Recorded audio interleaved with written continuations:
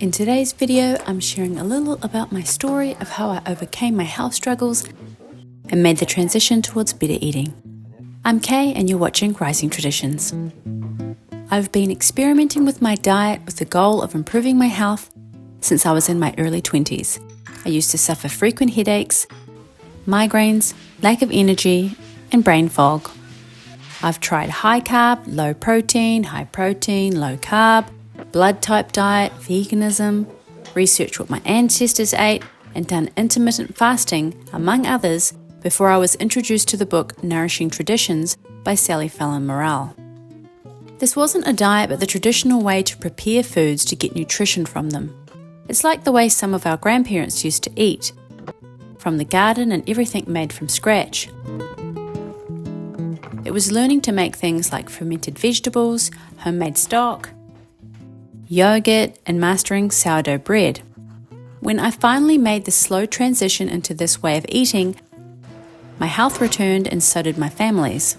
It was on the journey making sourdough bread I discovered that even though I was buying whole grains and making fresh flour myself, I still wasn't able to digest gluten well. And so it was around this time our family went gluten-free. I then went about transitioning all my baking to gluten-free, which took about 2 years to work out what all the flours are and how they interact in baking.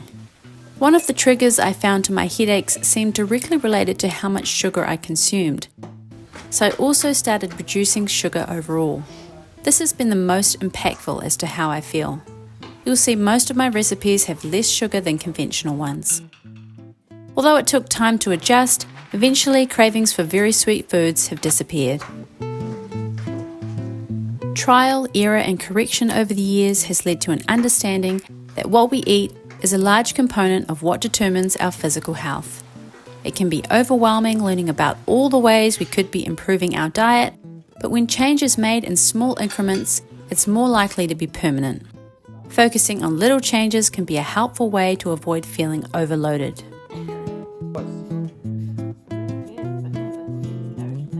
I confess I enjoy this area of knowledge. In my spare time, you'll find me researching herbal medicine, reading about adaptogens, or finding natural remedies for everyday health. Around here, we are always learning and preparing. So whether you're experienced or just starting out, I have something for you. I make healthy dessert recipes, teach you how to make foundational foods, as well as provide healthy breakfast and dinner meal recipes. Or you might like to see how our family is transforming our dream homestead. Thank you so much for watching. See you soon.